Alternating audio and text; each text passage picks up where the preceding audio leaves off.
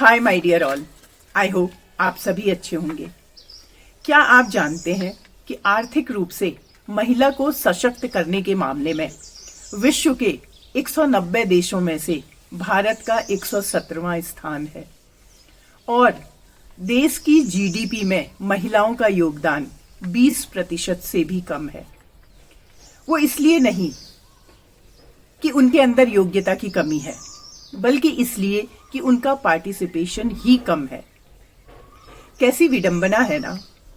School में पढ़ाया जाता है यत्र नार्यस्तु पूज्यन्ते रमन्ते तत्र देवता, और सच्चाई तो यह है कि अबला जीवन, हाय तुम्हारी यही कहानी, आंचल में है दूध और आंखों में है पानी। ये मैं इसलिए कह पा रही हूँ, जब कोई महिला आगे बढ़ना चाहती है तो उसे परिवार और समाज आसानी से एक्सेप्ट नहीं करता है। इसलिए अक्सर उसकी जर्नी यहीं सिमट कर रह जाती है और वो जो इस जर्नी को पूरा कर पाती हैं, उन्होंने मिसाल कायम की है। आज मैं आपको एक ऐसी महिला से इंट्रोड्यूस करवा रही हूँ जो सबकी चहेती हेमा दीदी बन गई। आप देखेंगे कि वो किस कुशलता से बुजुर्गों और पुरुषों की सोच में परिवर्तन लाई। आज गांव-गांव जाकर महिलाओं को जागरूक कर रही हैं, उनकी हौसला अफजाई कर रही हैं, उनको आर्थिक रूप से मजबूत बना रही हैं। तो चलिए मिलते हैं हेमा जी से।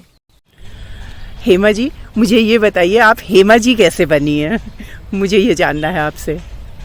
लोगों के साथ काम करते करते महिलाओं को आगे लाने में हम लोगों ने उनको मदद करी है, जागरूकता लाने में उनको मदद करी है, हमारी महिलाओं को आगे बढ़ाने में उनको मदद करी है। इसलिए उनको लगता है कि हेमा दी हमारी सहायक बन सकती है या बनेगी। तो इसलिए बहुत सारी महिलाएं या पुरुष भाई भी, ऐसा नहीं कि हम पुरुषों को नहीं देखें, पुरुष भाई भी इतने बड़े बड़े बुजुर्ग लोग हमारे होते हैं तो हेमा दी करके आदर से बात करते हैं। तो कई उनके ऐसे कामों को मैं करती हूँ, जैसे ब्लॉक स्तर पर कोई जानकारियाँ लानी हो या कोई मदद उनको करनी हो, इसको लेकर हम महिलाओं के साथ जुड़े रहते हैं। तो इसलिए मैं सबकी भी नहीं, बहुत सारे लोगों की। आप ये बताइए, क्या पहले से ही आप ऐसी थी? कैसे मतलब आप में कुछ करने की इच्छा आप में हुई? अरे मैडम, पहले तो बहुत ही स्थिति ऐसी थी कि मतलब हम घर से बाहर भी नहीं निकलते थे। जैसे कोई संस्था वाले हमारे घर में मीटिंग करने आते थे तो हम खिड़की से थोड़ा सा ऐसे करके देखते थे, जाओ ये लोग बाहर, अब हम बाहर कैसे आएंगे, अब हम लोगों से बात कैसे करेंगे। तो क्या कहते हैं, जब हमारी संस्था वाले, जो हमारी एनजीओ वाले जब गांव में आए, जब उन्होंने हमसे कहा कि क्या कहते हैं आपकी बहू कहाँ है, क्योंकि हम तो नव युवतियों के साथ काम करेंगे, तब मुझे बाहर बुलाया गया और मैं डरते मरते बाहर निकली, उन लोगों के साथ बातचीत करी और उन्हें लगा कि हमारी लीडर महिला बन सकती है आने वाले समय के लिए। तो उन्होंने मुझे अपने एनजीओ में जोड़ने की बात करी धीरे धीरे, जैसे लीडरशिप ट्रेनिंग, कार्यशालाएं या सेमिनारों में भी वो लोग मुझे भागीदारी। अच्छा, आप मुझे एक बात बताइए, जैसे थोड़ा सा हमारे पहाड़ों में होता है कि एकदम बहुओं के लिए थोड़ा सा होता है, तो आपको कैसे बाहर निकलने का मौका मिला? मतलब आपकी सासू माँ ने या घर के लोगों ने आपको बोला या आपने नहीं, आपको कुछ ऐसा लगा कि नहीं मुझे इनको बताना पड़ेगा कि बाहर मैं किस काम के लिए जा रही हूँ? कुछ बताइए ऐसा। क्योंकि इन सारी चीज़ों को, ये सारी चीज़ें मेरे दिमाग में पहले से ही थी, इसीलिए मैंने सबसे पहले लीडरशिप ट्रेनिंग के लिए अपनी सास को भेजा था। ओह ग्रेट, ओके, अच्छा। तो 7 दिन की एक जो हमारी लीडरशिप ट्रेनिंग 7 ताल में हुई थी हमारी संस्था के द्वारा। संस्था का नाम क्या था बताएं आपको? संस्था का नाम सैनियों का संगठन करके था। अच्छा, सैनियों का, ओके, कुमाऊनी नाम। सैनी मीन्स महिलाओं को कुमाऊनी में सैनी करके बोलते हैं, तो इसलिए हमारी संस्था ने हमारे मतलब उसका नाम ही सैनियों का संगठन करके रखा था। तो मेरी सास भी वहाँ पर गई, मैंने उनको भेजा। उनमें जो परिवर्तन आया, उन्होंने जो देखा, उसके बाद वो कभी ऐसे ट्रेनिंगों में नहीं गई, जाती थी तो मेरे साथ जाती थी, उन्होंने मेरे को भेजा। और घर से भी, मतलब जैसे हमारे ससुर जी लोग या कोई अगर रोक टोक भी करते थे तो कहते थे कोई खा रहा है क्या, वो जहाँ जा रही मुझे पता है वो कैसे लोगों के बीच में जा रही, कुछ सीखने जा रही है। ऐसे करके हमारी सास ने मुझे सपोर्ट किया। लेकिन चाहे गांव के लोगों ने बहुत उंगलियां उठाई कि बहुएं इधर जाती हैं उधर जाती, जैसे मुझे कभी बाहर भी जाना पड़ता था, बच्चों को छोड़कर बाहर जाना पड़ता था, तो बहुत सारी उंगलियां उठती थी। लेकिन मैं जब धीरे धीरे सीख चुकी थी तो मैंने फिर किसी की परवाह नहीं करी, मैं आगे बढ़ती गई। मुझे लगता था कि लोगों को तो नहीं लगता था, मुझे लोगों से मतलब नहीं था। मैं आगे बढ़ती गई, जब धीरे धीरे आज मेरे गांव की महिलाएं कभी भी मेरी मीटिंग में नहीं आती थी, लेकिन आज जब उन महिलाओं को लगता है कि हेमादी कुछ कर रही है, तो आज खुद उनके हेमादी चलो हम ये वाला समूह खोलते हैं, हेमादी चलो इतनी बचत करते हैं, हेमादी चलो ये कार्यक्रम करते हैं, वो खुद मुझे बुलाते हैं खुद। हेमा जी, लगभग कितना टाइम हो गया होगा आपको ऐसे काम करते हुए संस्था में? कम से कम 15 साल तो हो ही गए।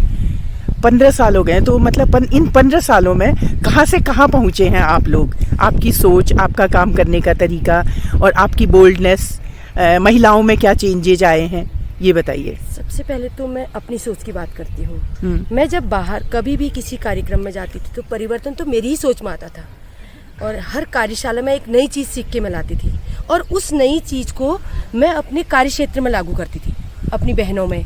और उस बैठक में मेरी 1-2 बहनें ऐसी लीडर जरूर होती थी जो उस चीज़ को समझती थी। तो उसके बाद मैंने धीरे धीरे करके एक क्षेत्र से 2-2 महिलाएं, एक क्षेत्र से 2-2 लीडर महिलाओं को आगे करती गई है, जिनको मैंने उनके रोजगार को लेकर भी जोड़ा, उनकी जागरूकता को लेकर भी जोड़ा, उनकी घर की जो ऐसी बंदिशें थी, आर्थिक स्थिति तो बहुत कोई बात नहीं, लेकिन उनके साथ जो हिंसा होती थी, जो बहुओं को बाहर नहीं आने दिया जाता था, क्योंकि बहुएं जब पहले मैं बैठक में जाती थी तो घूंघट निकाल के आती थी, तो उसके बाद जो उनमें परिवर्तन आया वो तो एक बहुत ही सराहनीय हुआ। मतलब गाँव, मतलब क्षेत्र के अंदर पहले हमारी बहनें बैठक में नहीं आती थी, बैठक करने नहीं आती थी। जब हम किसी भी क्षेत्र में जाते थे तो उनके जेठ लोग बैठे रहते थे या कोई बड़े बुजुर्ग लोग, क्योंकि हम पुरुषों के साथ भी काम करते थे मिलकर, तो बाहर नहीं आती थी। तो इस चीज़ को मैंने उन पुरुषों के साथ बैठकर, महिलाओं के साथ नहीं, उनके जो बुजुर्ग होते थे, जो उनको बंदिश करते थे, जो उनके मतलब उनके साथ हिंसा होती थी, बाहर नहीं निकलना है, घूंघट डाल के उन्हें बाहर आना है, उसको लेकर हमने खुद पुरुषों के साथ कार्यशालाएं करी कि क्यों ऐसा करना चाहिए हमको, क्यों नहीं हमारी महिलाएं, अगर आपके बीच में बैठ जाएंगी तो क्या हो जाएगा। इस चीज़ को लेकर हमने बहुत सारी ऐसी कार्यशालाएं करी। इसको जब हमने ये बातचीत करी तो पुरुषों में भी चेंज आया।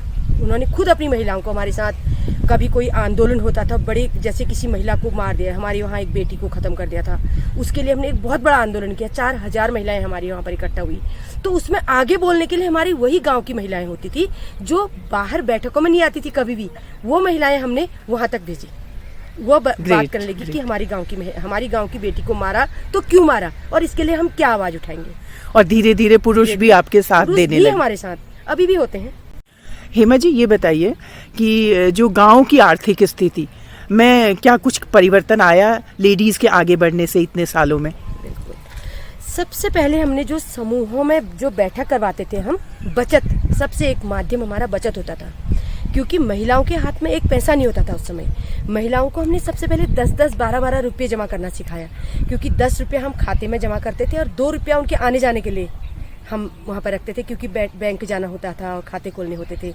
तो धीरे धीरे हमने महिलाओं को ये सिखाना शुरू किया कि बचत का महत्व क्या है।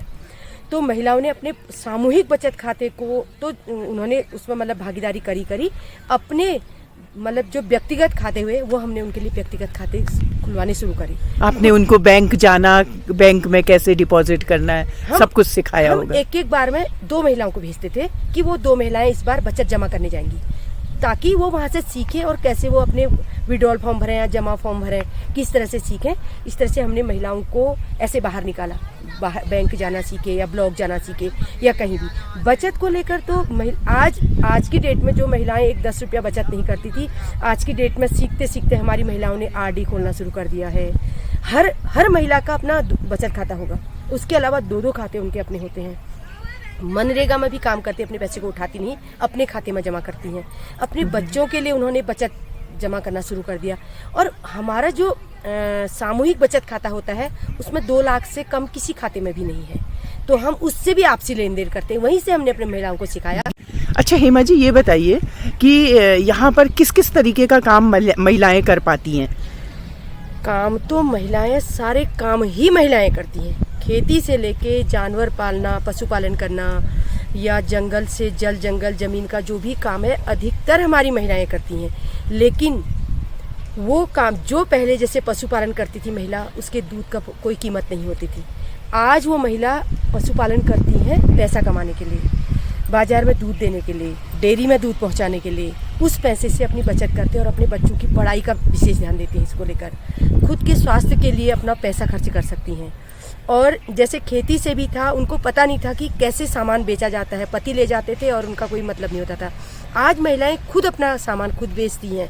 Very good. डलिया सिर में रख के धनिया बेचने तब भी आएंगी, जिस सीजन में कुछ नहीं होगा उस सीजन में हरी सब्जियां तब भी बेचती हैं वो। और खुद अपना पैसा जमा करना उन्होंने शुरू कर दिया है, खुद के खाते में जमा करना शुरू कर दिया। आज महिला के पास पैसा नहीं है हम नहीं कह सकते हैं, हर एक महिला के पास पैसा होगा आज। मतलब अब वो जागरूक हो गई है, जागरूक हो चुकी है। बहुत बहुत और बहुत जिस महिला को दिक्कत होती है हम उससे सारे लोग मिलकर मदद करते हैं। ब्यूटीफुल, सबसे बड़ी बात तो ये है। अच्छा, और जैसे आप कह रही थी कि कुछ हैंडीक्राफ्ट वगैरह के आइटम्स भी बनाते हैं, तो फिर उनका महिलाओं को मतलब मार्केटिंग वगैरह का क्या सिस्टम है? क्योंकि जनरली ये होता है कि महिलाओं ही नहीं, पहाड़ में तो ये है कि पुरुषों को भी छोटी छोटी शॉप होती हैं, वहाँ पर जितनी बिक्री हो गई, लेकिन मार्केटिंग का ज़्यादा आइडिया नहीं होता है। जैसे पहले मैं संस्था के अंदर या कोई काम ऐसे एनजीओ के अंदर काम करती थी, तो लोगों को इकट्ठा करती थी कि आप सीख दो, आप रिंगाल बुनना सीखो, आप महिलाओं को बाहर निकालो।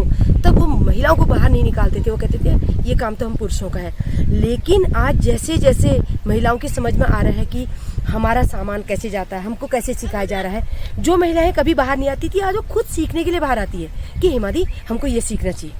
हेमा दी अगर आज हमने इतनी सारी चीज़ें बनाई है तो हम कैसे उसको या स्टॉलों में लगाएं या बाहर उसका कैसे हमें अच्छी कीमत मिल सकती है, इसको लेकर हमारी महिलाएं बहुत जागरूक होती हैं आज। मैम मैं आपको एक एग्जाम्पल देना चाहती हूँ। गांव के स्तर पर लोग कैसे कैसे करते थे, और जैसे अपनी डलिया टोक परंपरागत उनका कार्यक्रम होता है रिंगाल का।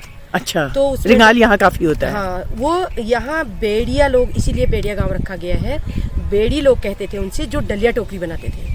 पहले तो वो लोग बनाते थे, उनको कीमतों का इतना पता नहीं था, बनाया उन्होंने, तैयार किया, एक दिन में वो लोग तैयार होकर इसको हल्द्वानी पहुंचाते थे। बनियों पर निर्भरता थी, बनिया अपनी मनमानी कीमतें उनको देता था, चाहे कम हो चाहे ज़्यादा, कुछ या राशन दे देगा, ऐसे वो अपनी चीज़ों को बना के वहाँ फेंकाते थे। लेकिन आज के दौर में ऐसा नहीं है, आज उन पुरुषों से ज़्यादा हमारी महिलाएं सीख गई हैं। परंपरागत जो सामान तैयार करते थे पहले, उस सामान को बेचने पुरुष जाते थे, लेकिन आज हमारी महिलाएं अपने पुरुष भाइयों का सामान बनाया हुआ खुद बेचती है। वो अपने पुरुषों को न भेजकर खुद अपना सामान बेचने जाती है। तो अब वो मतलब जो पहले एक बनिए की दुकान पे छोड़ के आते थे, अब वो ऐसा ना करके कैसे बेचती हैं? अब पता है आपको, अब यहाँ पर हमारा देखो, अब सीजन शुरू हो गया, पर्यटक नगरी है नैनीताल जैसे, तो वो लोग अपने सामान को तैयार करके नैनीताल बेचने जाते हैं। नैनीताल, भंवाली, सातताल, जगह जगह पर अपना वो स्टॉल लगा रहे हैं, महिलाओं के माध्यम से स्टॉल लग रहे हैं, जगह जगह पर अपना सामान, जैसे नौकुचिया ताल, ऐसी जगह पर सामान रख के वो उसकी अच्छी कीमतें आज प्राप्त कर ले रहे हैं। और जैसे एग्जीबिशन वगैरह लगती होंगी तो उनका भी उनको पता चलता होगा। बिल्कुल, जैसे हमारे कमिश्नर साहब अभी आए थे, हमारे भीमताल क्षेत्र में आए थे, ये विकास भवन में आए थे, तो वहाँ पर सारा वही सामान था। और हेमा जी, आपके गाँव में खेती वगैरह कुछ, एग्रीकल्चर वगैरह कुछ होता है? बिल्कुल, हमारे चांफी वाला क्षेत्र जो हमारे इधर के भीमताल से चांफी एक अंदर की तरफ है, वहाँ पूरी फसलें, सब्जियों का उत्पादन होता है। वहाँ तो मतलब बाहर के लोग भी देखने के लिए आते हैं, इतनी अच्छी सब्जियां उगाई जाती हैं। तो सब्जियां उगाई जाती, लेकिन जो किसान होता है उसकी स्थिति बहुत अच्छी नहीं होती है, क्योंकि उनकी निर्भरता बनिए पर होती है। वो अपना सामान तैयार और अपना जैसे फसल उगाते हैं, सीधे वो बनिए के पास ले जाते हैं, तो उससे उनका जो आर्थिक स्थिति बहुत अच्छी नहीं होती थी, आर्थिक स्थिति जस की तस थी उनकी। तो जब हम लोगों ने वहाँ पर उन लोगों के साथ जाकर बातचीत करी, उन्हें बनिए की निर्भरता पर बिल्कुल निर्भरता जो है कम करने के लिए हमने उनसे बात करी, तो उन लोगों को ये दिखा कि अब बताइए दीदी, अगर हम बनिए पर निर्भर नहीं रहते क्या करते हैं। तो उनको हमने खुद का जैसे बीज, जो हम समूह में बीज इकट्ठा करते हैं, पैसा इकट्ठा करते हैं, उस पैसे से भी हम लोग 2-2, 3-3 ट्रक बीज लाते थे, जैसे शिमला से, हिमाचल से लाके उन्होंने खुद अपना बीज इकट्ठा किया और वही बीज खेतों में लगाया, और उसका जो सामान है उन्होंने अपने स्तर से बेचा, न कि बनिए पर निर्भरता रही, खुद बेचा, और उनकी आर्थिक स्थिति भी बहुत अच्छी रही वहाँ पर। हेमा जी, आज आपके साथ इतनी महिलाएं जुड़ चुकी हैं, तो कैसे ये आपने उन महिलाओं को कैसे एक्सपोजर दिया, इस बारे में कुछ बताइए। ये तो हम लोगों ने आपस में बैठकर बातचीत करी कि यहाँ की जो हाव भाव है, यहाँ का जो परिप्रेक्ष्य बहुत अलग तरीके का होता है, तो उन्हें थोड़ा सा बाहर भी हम घूमने ले जाएं, तो एक समूह से दूसरे समूह या एक संस्था के काम दूसरी संस्था से, इस तरह से हमने उन लोगों को एक्सपोजर टूर भी करवाए। जैसे हम लोग सबसे पहले हिमाचल एक सूत्र करके एक संस्था थी, तो हम वहाँ के पूरे उनके कार्य क्षेत्र में घूमे। वहाँ पर जाके हमारी महिलाओं ने अलग अलग तरीके के काम सीखे और क्या कहते हैं उसको फिर अपने क्षेत्र में भी उन्होंने लागू किया वहाँ के जैसे काम। फिर उसके बाद मसूरी जौनसार भाबर करके एक क्षेत्र है, वहाँ पर हम उन महिलाओं को ले गए। वहाँ पर अलग तरीके की खेती होती थी, महिलाएं तक वहाँ हल चला के काम करती थी। तो हमारी महिलाओं ने एक नई चीज़ वहाँ पर जाके सीखी कि कैसे कैसे हम लोग भी आगे बढ़कर हम पुरुषों के बराबरी कर सकते हैं। इस तरह से बहुत सारी ऐसी चीज़ें हमारी महिलाओं ने वहाँ से भी सीखी एक्सपोजर टूर से। तो इस तरीके से हेमा जी आपको उनके आचार व्यवहार में, रहन सहन में महिलाओं के क्या डिफरेंस नोटिस किया आपने, कैसे कैसे उन्होंने सीखी चीज़ें? बिल्कुल, जब वो महिलाएं अपने गांव क्षेत्र में या घर क्षेत्र में ऐसे रहती थी तो एक घर तक सीमित थी। जैसे अपने घर में खाना बनाया, अपने पति को खिलाया, बाहर के लोगों के साथ नहीं बैठकर खाना खाया, खान पान में जातिवाद, वही बहुत ऐसी सारी चीज़ें होती थी। लेकिन जब हम एक्सपोजर टूर ले जाते थे महिलाओं के लिए, तो तब महिलाओं को एक साथ बैठकर खाना खाना होता था, एक दूसरे का लगा खाना नहीं खाते थे। मेरे को भी डांटते थे कि हेमा दी आप क्यों हमें इन महिलाओं के बीच में लाई, कैसे हम इनके हाथ का खाना खाएं। तब वो माहौल मैंने वहाँ पर तैयार किया। जो मेरी संस्था के बड़े भाई लोग भी, बहनें हमारे साथ होती थी कि हेमा दी इस चीज़ को बहुत अच्छी तरह कर सकती हैं, 4 महिलाओं के बीच में बैठकर, कि देखो कैसे हम एक हैं और हम सब एक से दिखते हैं, हमारा खून एक सा है, क्यों हम खान पान में और रहन सहन में इतना अंतर्भेद करते हैं लोगों के साथ। इस चीज़ को लेकर भी मैंने बहुत सारे काम किए हैं और महिलाओं ने साथ खाना शुरू भी कर दिया, एक साथ जाना। जैसे वहाँ हरिद्वार आते थे तो नहाते थे, फिर मजाक भी करते थे एक दूसरे से। मतलब उनका कुल मिलाकर ये हुआ कि एक दूसरे से संपर्क काफ़ी अच्छी तरीके से हो जाते थे।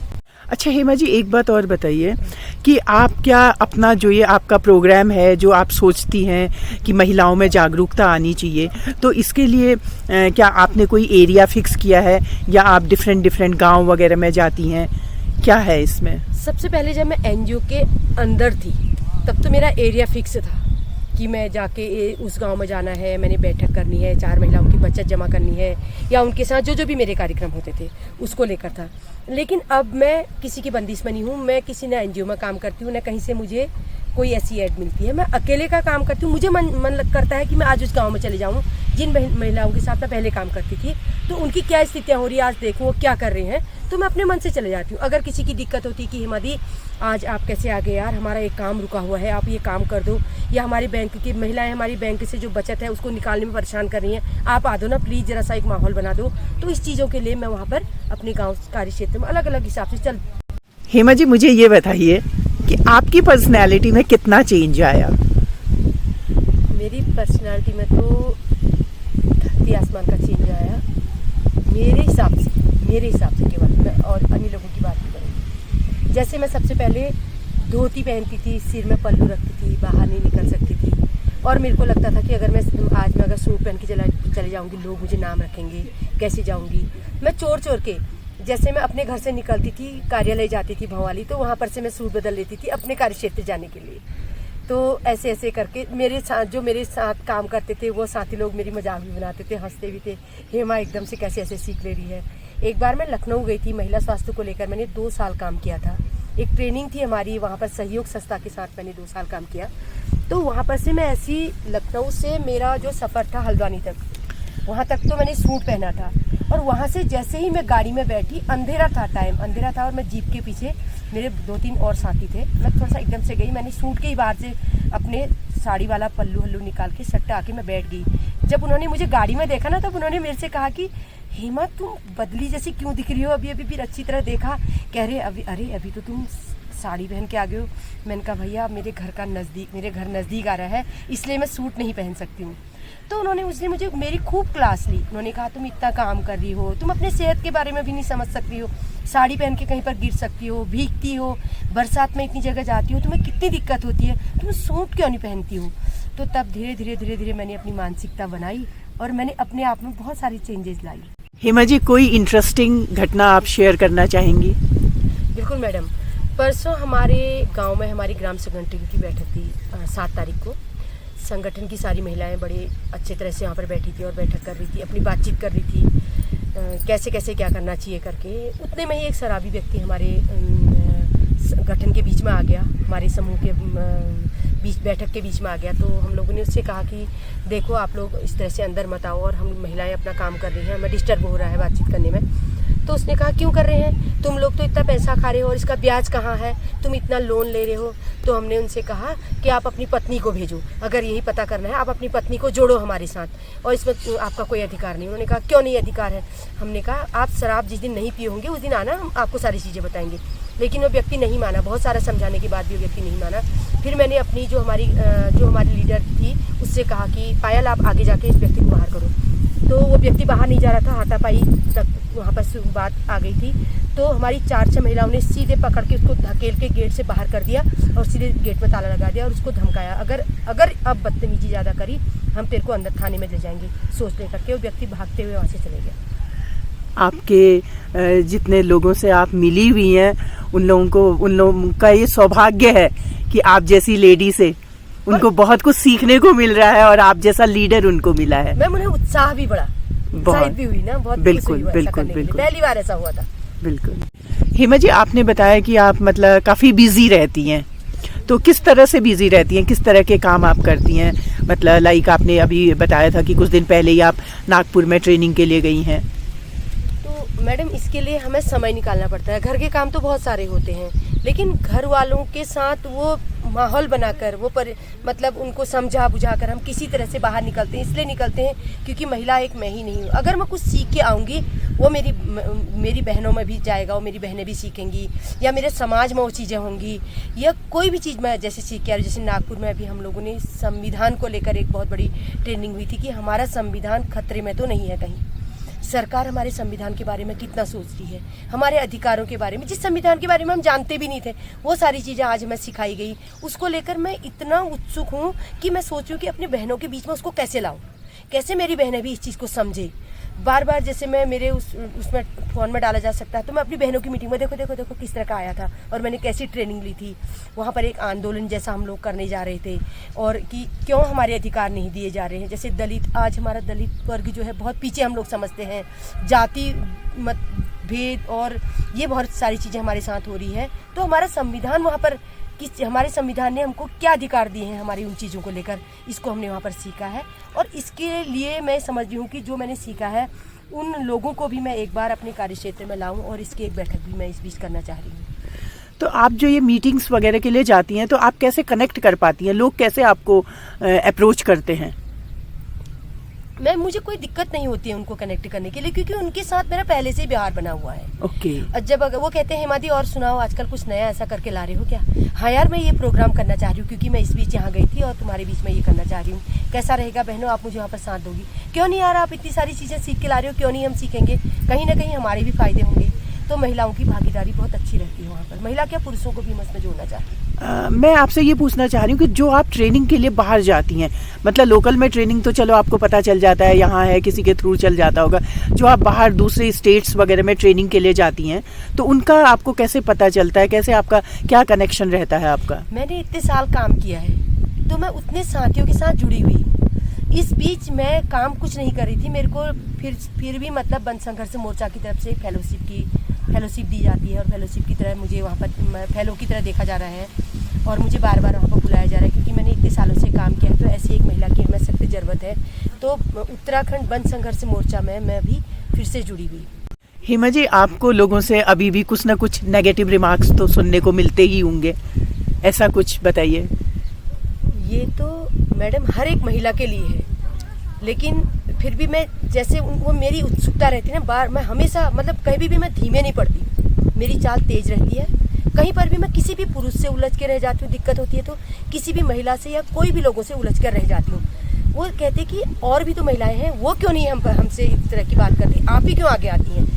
तो तब उनको लगता है यार कहीं ना कहीं इसको कहीं से पैसा मिल रहा होगा, तभी ये महिला इतने आगे आके हमारा विरोध करती है, किसी भी चीज़ का, किसी भी गलत चीज़ का, सही चीज़ का नहीं, किसी भी गलत चीज़ का विरोध करती है। आखिर ऐसा क्या है? लोगों को कहीं ना कहीं दिमाग में ऐसी वो भी रहती है कि आखिर यार ऐसा क्या है। फिर चाहे मैं उस वहाँ पर माहौल बना देती हूँ, हाँ यार भाभी सवाल जरूर करते हैं मेरे से, भाभी आपने ऐसा क्यों किया, हेमा दी आपने ऐसा क्यों किया। मैं उनके सवालों के जवाब देने के लिए पीछे नहीं रहती हूँ, हमेशा आगे रहती हूँ। तभी तो आप इस स्टेज पे पहुंच पाई हैं आज, लोगों की हेमा दीदी बन गई हैं आज आप। जी मैम। हेमा जी, एक बात और बताइए, जैसे फरवरी एंड से यहाँ पे जो जंगल है, जंगलों में आग लगनी शुरू हो जाती है, ठीक है, और जिससे कि आप लोगों को पता ही है कि कितना नुकसान भी होता है, सब कुछ पर्यावरण को भी सबको नुकसान होता है। गनीमत है, भगवान की कृपा है कि इस बार अभी तक ऐसा कुछ सुनने को नहीं मिला है, ठीक है। इसके रिगार्डिंग आप कुछ बताइए मुझे। मैडम ऐसा है ना, नुकसान तो हम लोगों को कभी कभी हमारे घर बचाने भी मुश्किल हो जाते हैं, ऐसी स्थितियां भी आ जाती है।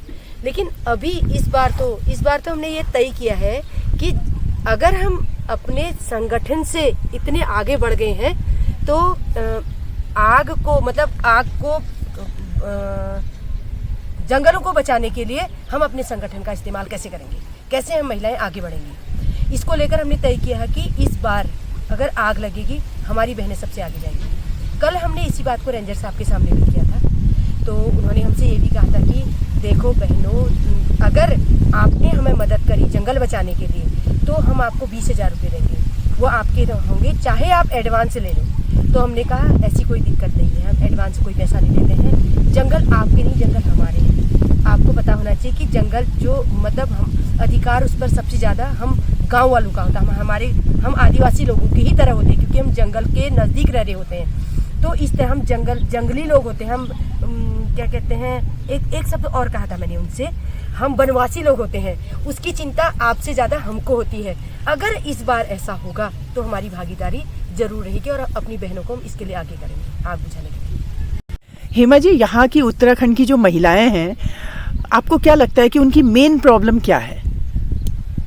वैसे तो आपको मैं बताऊं, उत्तराखंड की जो जीवन जीने की जो वो है ना स्थिति बहुत कठिन है, और खासकर महिलाओं की। देखिए, जब सबसे पहले महिलाएं अपने पुरुष जब काम करती थी, सारा कुछ खेतों का काम करती थी, फसल उगाती थी, पुरुष भाई बेचने जाते थे और शाम को जो शराब लेकर आते थे, महिला के लिए कोई चीज़ नहीं होती थी, चाहे उसके फटे कपड़े होते, चाहे बच्चों की पढ़ाई ठीक नहीं हो रही होती, तो अपना शराब पी के जरूर 2-4 लोगों को घर लेके आ जाते थे। तब वो बड़ी कंडीशन खराब होती थी। अभी भी होने को तो अभी भी कोई परिवर्तन नहीं आया। अपने पुरुषों को तो जैसे तैसे आंदोलनों में जाती थी महिलाएं, आगे जाती थी। शराब आंदोलन में सबसे बड़ी भागीदारी बढ़ चढ़कर महिलाओं ने ली, और बहुत कठिन ऐसी जिंदगी उन्होंने जी। लेकिन आज एक अलग तरीके का हो गया। आज बच्चों के साथ भी बहुत गलत हो रहा है, जहाँ पर वो महिलाएं खुद जा रही हैं। पहले तो हमको समझाना पड़ता था, आज महिलाएं खुद अपने बच्चों को, देखो तुम नशे की हालत में हो, तुम ये कर रहे हो। जहाँ भी उनके बच्चे जाते हैं, जहाँ बच्चों के ग्रुप बैठे होते हैं, वहाँ पहुँच जाती हैं। बहुत सारी ऐसी जागरूकता अब तो महिलाओं में आई गई है। लेकिन शराब का मुद्दा बहुत बड़ा अभी भी वैसा ही है, मतलब जस का तस, क्योंकि सरकार इसको लेकर कहीं भी सजग नहीं है, यानी कि जागरूकता नहीं दिखा रही। सरकार को तो रेवेन्यू मिल रहा है ना, वो दूसरे एस्पेक्ट को तो देख ही नहीं रही है। मतलब महिलाओं की स्थितियां ही खराब हो रही है इसमें, क्योंकि घर उनके उजड़ रहे हैं, क्योंकि पुरुष भाइयों को तो कोई होश ही नहीं है। हेमा जी, एक बात और बताइए, उत्तराखंड में स्वास्थ्य को लेके बहुत ज़्यादा प्रॉब्लम्स हैं, और स्पेशली वो भी महिलाओं को लेके। तो महिला होने के नाते आप बताइए कि किस तरह की प्रॉब्लम है, क्या एक्चुअल में स्थिति क्या है? सबसे पहली बात तो मैं आपको मैम ये बताऊं, उत्तराखंड की ही नहीं, महिलाओं की स्थितियां हर क्षेत्र में एक सी होती हैं, खासकर देहाती एरियाओं में। मतलब आप अगर प्लेन्स की भी बात करें, क्योंकि मैंने वहाँ पर भी काम किया महिलाओं के साथ, तो वहाँ भी एक सी स्थिति होती है। महिलाओं के साथ जो उनकी जैसे स्वास्थ्य को लेकर, जैसे उनको कोई भी दिक्कत होती है, उनकी अंदरूनी इतनी बीमारियां होती हैं, वो डॉक्टर के पास जाकर नहीं बता सकती हैं, वो कभी भी खुलकर कोई बात अपनी नहीं बता सकती। इसीलिए महिला, जैसे कैंसर होता है उसको, जो बच्चेदानी की दिक्कत हो, संक्रमण जो हो जाता है, ये एक मेन कारण होता है महिला के नहीं बोलने का। इसमें सबसे पहले हमारा क्या होता था, महिलाएं खुलकर अपनी बात रखे। इसके लिए मैंने बैठकों में बहुत सारी ऐसी तैयारियां करी। मैं महिलाओं के साथ खुलकर बात करती थी। जैसे महिलाओं की माहवारी को लेकर खासकर ये बात होती थी कि जैसे उनकी ये भ्रांतियाँ हमारे उत्तराखंड इस क्षेत्र में कहें या चाहे बाहर की बहुत महिलाओं के साथ रहता था कि उनको 3 दिन उन्हें घर से बाहर कर दिया जाता था। वो 3 दिन कहीं भी रहें, कहीं भी खाएं, उनकी कोई देखरेख नहीं होती थी, क्योंकि वो माहवारी हुई होती है, उनकी छूत माना जाता है उसको। महिला को अंदर नहीं आने दिया जाता है, गाय के गौत उन पर छिनका जाता है, इस तरह से। अब आप ये बताइए, जिस पीरियड में, मैं इससे खुलकर बात करूँ, जिस पीरियड में अगर महिलाएं माहवारी होती है, उस पीरियड में कितनी देखरेख की जरूरत होती है। उन्हें जमीन में रख कितने कीटाणु उसके शरीर में प्रवेश कर जाते होंगे। मतलब बहुत सारी वो बातें अभी आप लोगों के सामने बयान नहीं कर सकती हूँ। उन महिलाओं की ऐसी स्थिति होती है, वो बीमारी का एक मेन कारण उनका माहवारी को लेकर, माहवारी से जुड़ा होता है। तो इसी को लेकर हमने ऐसी बहुत ऐसी कार्यशालाएं लगाई महिला स्वास्थ्य को लेकर। मैंने जब अपने अलग अलग क्षेत्र में महिलाओं से पूछताछ करी, सफाई सबसे बहुत ज़्यादा ज़रूरी उनकी स्वास्थ्य को लेकर था। एक एक कपड़े को एक एक हफ्ता महिलाएं पहनती थी, तो उसको लेकर उनके लिए क्या ज़रूरी है, इसको लेकर एक बहुत ऐसी बैठकें मैं करती थी महिलाओं के साथ, अलग अलग 4-4, 6-6 महिलाओं के साथ बैठकर। फिर वो बात मैं उनकी पुरुषों तक पहुंचाती थी, क्यों आप इस तरह की महिलाओं के साथ छूत की बीमारी का एक वो बहाना बना के उसे बाहर करते हो घर से। फिर कैसे जोड़ा जाता है, कैसे जब बच्चा पैदा होता है उसको गोद में लेके आप मंदिर में तक बैठ जाते हैं और महिला के लिए आप कुछ नहीं कर सकते, उसको घर से बाहर कर देते हैं, क्या स्थिति होगी उस महिला की। इसको लेकर बहुत सारे ऐसे मैंने महिलाओं के साथ किया है और जागरूकता भी बहुत आई। जो बात एक लेडी डॉक्टर से महिला कभी नहीं कह सकती थी, वो बात महिलाओं ने आके अपनी बात डॉक्टरों से कहना शुरू कर दिया। और इसी को लेकर मैं एक उदाहरण भी देती हूँ। एक महिला का बच्चा नहीं होता था, तो उसके सास ससुर लोग उसे बहुत परेशान करते थे। एक नयाना करके एक गाँव था हमारा, मैं बार बार जाती थी बैठक में, मुझे भी सुनने को मिलता था कि लीला का कोई बच्चा नहीं हो, बांझ है। तो एक बार मैं ऐसे उसके घर में गई, मैंने उसकी सास से कहा कि दीदी आप ऐसा क्यों नहीं करते हो, एक बार डॉक्टर को दिखाओ, आप क्यों इस तरह से उस महिला को बार बार प्रताड़ित कर रहे हो, क्या पता आपके बेटे में भी कोई कमी हो। तो मैं उसको पहली बार अकेले हॉस्पिटल मैं खुद ले गई उसे अपने साथ। डॉक्टर ने कहा कि इस महिला के साथ इसके पति को आना बहुत ज़रूरी है। तो मैं लड़ झगड़ के कैसे भी मैंने उन दोनों को हॉस्पिटल भेजा, उन दोनों की जांच हुई। आज उस महिला के 4 बच्चे हैं। ब्यूटीफुल। तो खुश हो जाती हूँ मैं। 3 बेटियां हैं, मन करता है कि एक बेटी मेरे को भी दे देती। अच्छी अच्छी बेटियां उसकी, मतलब उसके साथ जो होता था ना वो बड़ा दर्दनाक होता था मैडम। मुझे सुन के भी देख के भी बहुत बुरा लगता था। एक कोने में जैसा रहती थी। तो ये चीज़ें हमारे मतलब एक महिला स्वास्थ्य, आप बताइए कि उसको उसी चीज़ में कि इसका स्वास्थ्य खराब रहता है, बांझ है, कहाँ इसके शरीर को देखो, कहाँ से इससे बच्चे पैदा होंगे। आप इस स्वास्थ्य पर ही तो हम इसको सोच सकते हैं ना। तो डॉक्टर ने उसकी देख रेख करी, सारी चीज़ उस पर मतलब एक रिसर्च ही जैसा किया, तो आज वो महिला खुश है। ऐसे ही मतलब उसको जो जिंदगी भर का कलंक था वो धुल गया। सोचिए मैडम, वो धुल गया। और मैं जबरदस्ती लड़ झगड़ के उनके घर, मैं तो कई लोगों के विपरीत हूँ, कई लोग मुझे अच्छा भी नहीं मानते गाँव के अंदर, क्योंकि मैं उनकी गलत बातों का विरोध कर देती, इसलिए मैं कहीं कहीं पर लोगों की बुरी भी बन जाती। हेमा जी, एक क्वेश्चन और पूछूंगी मैं आपसे। जनरली क्या होता है कि छोटी जगह है, छोटी जगहों में अगर कोई लेडी या वो कोई अक्सर बाहर उसका आना जाना लगा रहता है, तो जो हमारा पुरुष प्रधान समाज है ना कहीं उसकी नज़र में वो लेडी रहती है, ठीक है, और पता नहीं क्या क्या सोचते होंगे। तो ऐसा कुछ आपके साथ भी इंसिडेंट हुआ? कई बार हुआ। और इसको लेकर हम लोग गांव में फिर उन सारे पुरुषों को भी लेकर बिठाते थे। कई आपको 1-2 ऐसे उदाहरण मैं आपको दूंगी। जैसे एक उदाहरण एक और भी है। हमारा एक पांडे छोड़ करके एक क्षेत्र था, पांडे छोड़ करके गांव था, तो मैं जाते रहती थी लोगों के साथ, बैठक करने उस रास्ते जाती थी। तो एक बार एक लड़का मुझे ऐसे दिखा और जब भी मैं जाती थी तो बार बार मेरी मजाक बनाता था, हंसता था, पता नहीं क्या लगता था उसको। तो एक बार मैंने बहुत बड़ी हिम्मत करके उस लड़के को बुलाया। मैंने कहा एक बात सुन जरा इधर, मैं जरा तेरे से कुछ जानना चाहूँगी। तो लड़का तो गया, झिझक तो गया था वो मेरी बात सुन के। जब उससे मैंने कहा तो मुझे एक बात बता, मैं इंसान जैसी नहीं दिखती हूँ क्या, या कुछ अलग चीज़ हूँ मैं जो तुझे लग रहा है कि तू बार बार हंसता है, मुझे भी झिझक होती है ताकि मुझसे दूर कर सकूँ, तू क्यों हंसता है मेरी बात को देखकर। तो उसको लगा यार मैं वास्तव में बहुत मतलब मैंने इस तरह उसको कर दिया कि वो क्या कहूँ होगी उसको। नेक्स्ट टाइम से फिर वो आपका फॉलोअर बन गया होगा। मांगी मुझसे, उसने कहा दीदी वास्तव में आपने बहुत आज मेरे को भी जगा दिया है। और मैं हंसता था, मुझे लगता था इसका कुछ काम धाम नहीं होगा क्या, रोज गले में बैग डाल के, कंधे में बैग डाल के आ जाती है, तो इसलिए मैं हंस जाता था, मुझे हंसी आ जाती थी। लेकिन आज के बाद अगर कोई ऐसा करेगा तो मैं उसे भी रोकूंगा, मुझे बहुत झिझक होगी, बहुत गलत। हेमादी, आज आपने मेरी जो दिमाग की जो मैल था, मतलब जो मैं आपके लिए गलत सोचता था, वो किसी महिला के लिए भी नहीं सोचूंगा। उसने मेरे से माफी मांगी उस बात। मतलब आप चलते चलते भी लोगों में जागरूकता पैदा करती हैं। Hema ji, like joint family होगी आपकी मेरे अंदाज से, सासू माँ वगैरह सब साथ रहते होंगे, तो आप प्यारी बहू हैं, क्या रहता है, या घर में और जो फैमिली मेंबर्स हैं, हस्बैंड वगैरह, बच्चे वगैरह, किस तरीके से, या आप कितना बिजी रहती हैं, क्या आपकी दिनचर्या रहती है, ये थोड़ा बताइए। मैम, दिनचर्या तो बहुत बिजी हो गई है, क्योंकि सासू माँ की प्यारी तो मैं हूँ ही, क्योंकि मेरी दिरानियाँ भी मेरे से कहती हैं आ गई तुम्हारी हेमा। तो वो तो है ही, लेकिन कभी कभार बहुत गुस्सा भी आ जाता है जब सुबह से इतना काम करना होता है, बच्चा कहीं जा रहा होता है, सारी चीज़ उसको कर दे के करनी होती है, और पति कुछ और कर रहे होते हैं, चल यार तेरा काम हो रहा है, मैं गोबर की डलिया फेंक के आता हूँ, चल मुझे उठा दे।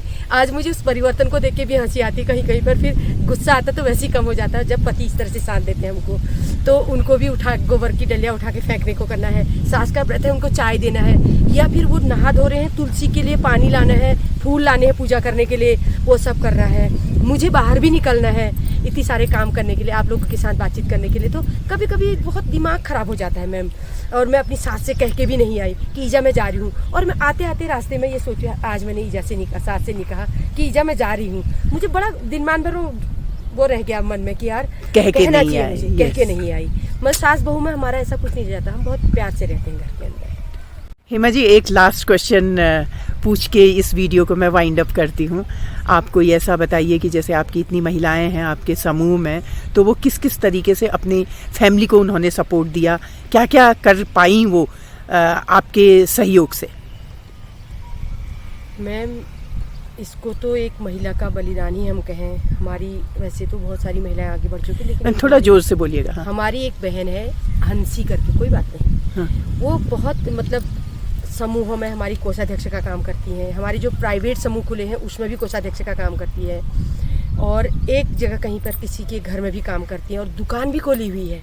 कितना वो समय देती होगी, और अपने बच्चों को अपने ही बलबूते पर उसने बहुत आगे बढ़ा दिया गया है, और कहीं पर उसके पास कोई कमी नहीं है। मतलब जैसी पहले उसकी स्थितियाँ थी, कोई पैसा नहीं होता था, घर से बाहर नहीं निकल सकती थी, पढ़ी लिखी होने के बाद भी वो महिला बाहर नहीं निकल सकती थी, लेकिन समूहों में आके बहुत सारी बातों को सुन के सीख के आज वो अपने घर को, अपनी बेटी को उसने बहुत अच्छे स्कूलों में पढ़ा के, एयर होस्टेट का एक वो होता है ना दीदी, उसमें उसने 1 साल के लिए वो कोर्स करवाया। और आज उसकी बेटी ताज होटल में काम करती है, अपने बेटे को यहाँ लेक्स इंटरनेशनल, हाँ, यहाँ स्कूल में उसने डाला हुआ है, और अभी भी इतना दौड़ती, इतना काम करती है, थकती नहीं है वो महिला।